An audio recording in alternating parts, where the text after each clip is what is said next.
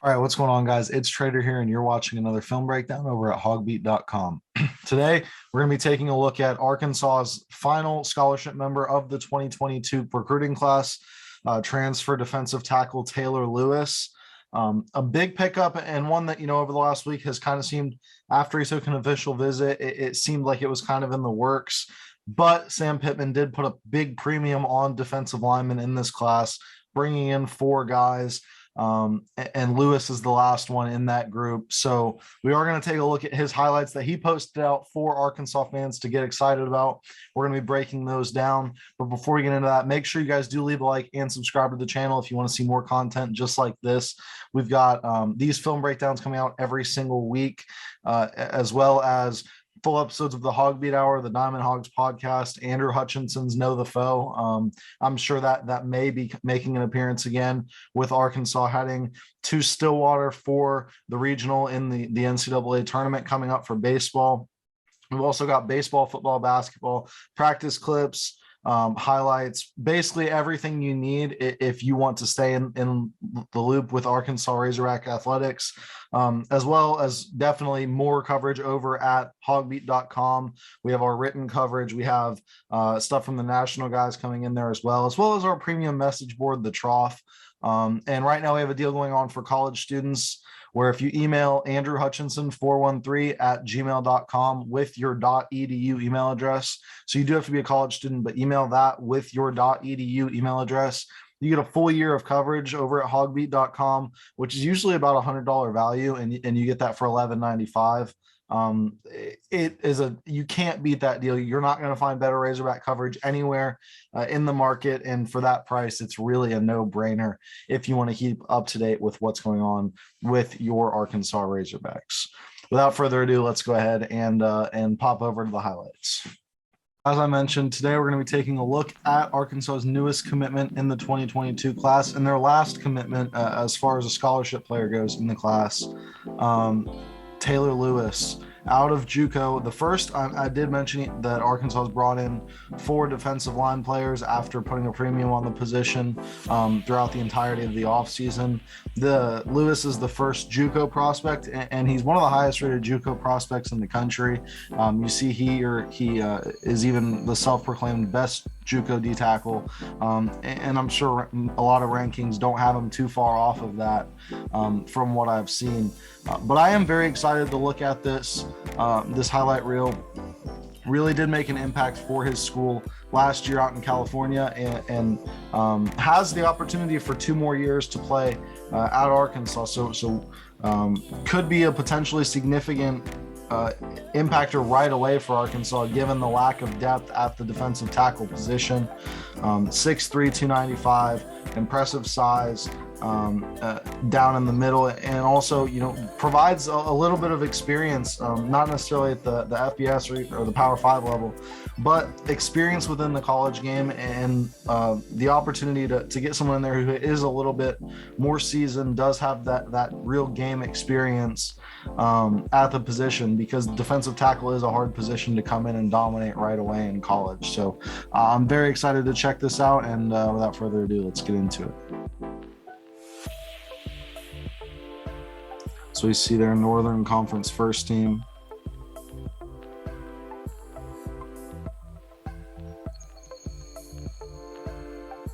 Down in the middle there. Able to just shed his block and get to the ball. Oh, forces the fumble too.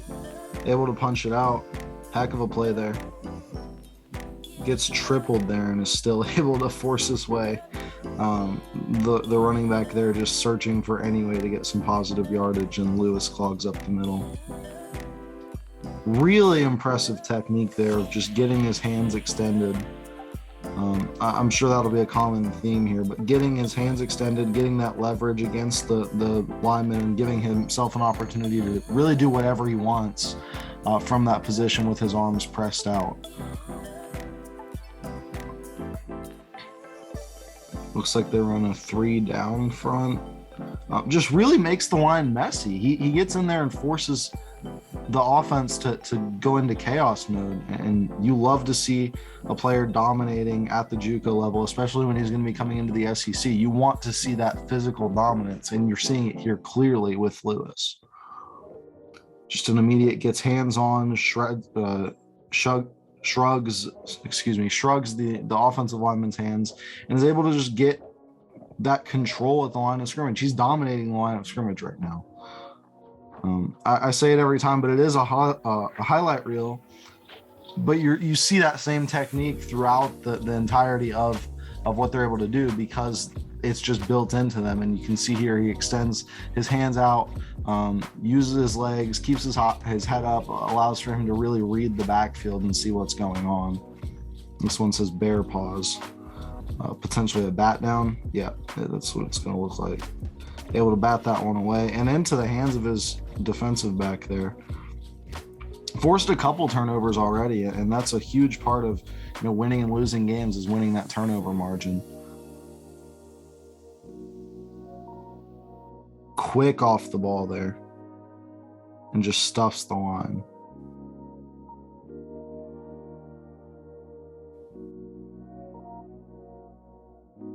Another batted ball.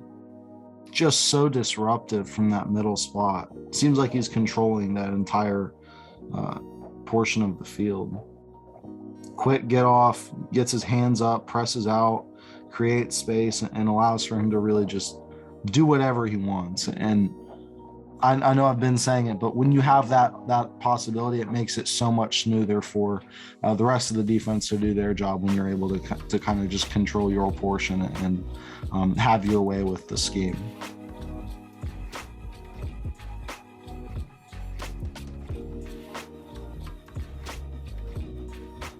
Eyes up, reading the ball.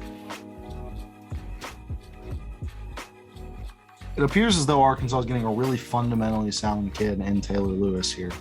And with as mature as he seems to be playing the game here, I wouldn't be surprised. He has missed spring ball and a lot of the summer workouts as he'll be graduating at the end of this month. But just a really nice job of playing the game smart and playing it fundamentally correctly and the right way.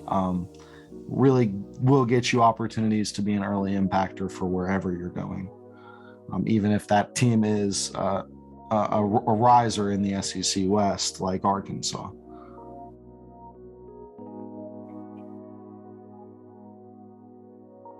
Haven't quite seen that pass rush prowess, but he is able to get his hands up and knock the balls down and completely just disrupt the run game. So that is a big plus, even though you're not seeing the sack numbers. You generally don't from the defensive tackle position. Usually you want a guy who's going to just mess with the offensive scheme and force them into stuff they're not comfortable with. And you're seeing it here over and over and over and over again that he's making that a reality.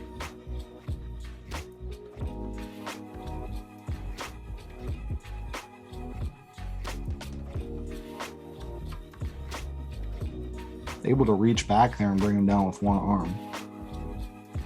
Just a lot of strength here as well. Stuffs the sneak. Got nowhere on that one.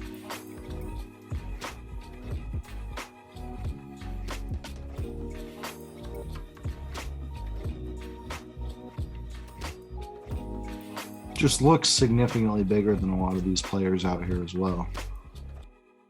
You can see that 6'3", 295 really does pop off the screen when it comes time to clash at that line of scrimmage.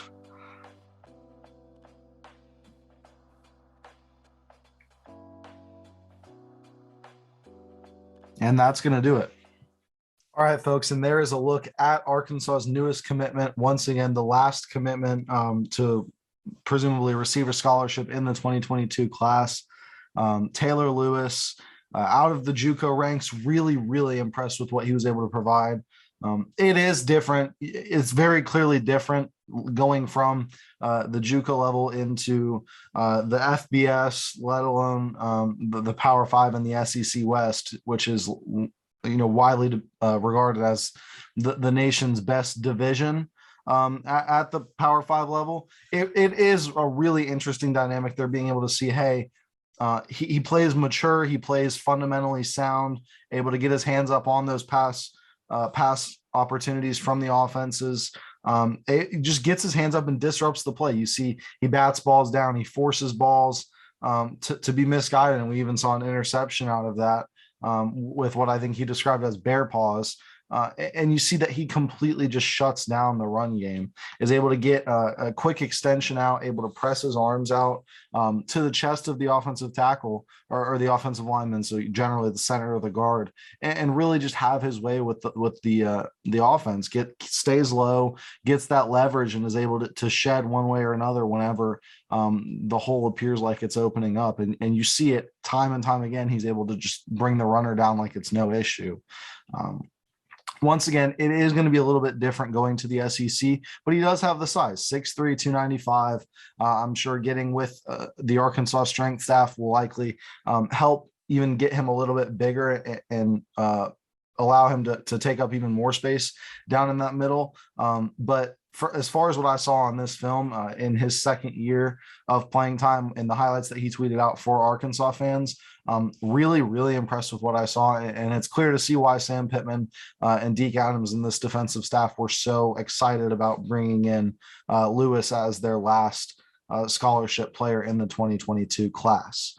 That is going to wrap up our analysis of Taylor Lewis's year two highlights, because there is some situations where his college didn't play in that 2020 season because of the COVID outbreak, but you did see that's going to allow him once again 2 years over the 2 years of playtime over the next 3 years at Arkansas. So he may with the new redshirt rules be able to appear in some games here.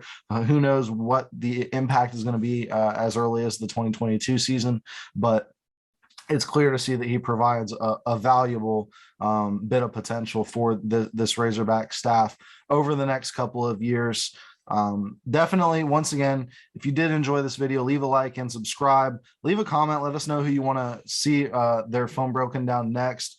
But it does help out a lot, as well as checking out the rest of our videos. Once again, film breakdowns every single week, as well as full episodes of both of our podcasts, the HawgBeat Hour and the Diamond Hogs podcast, the regionals, super regionals, and then the College World Series potentially are all around the corner for Arkansas, and it kicks off in Stillwater. Our guys over at the Diamond Hogs podcast do a great job of kind of breaking down those games and letting you know what's going on with the team, as well as Andrew Hutchinson, myself, Jackson Collier, Kevin Bohannon, and Pete D'Alessandro, all providing our bits of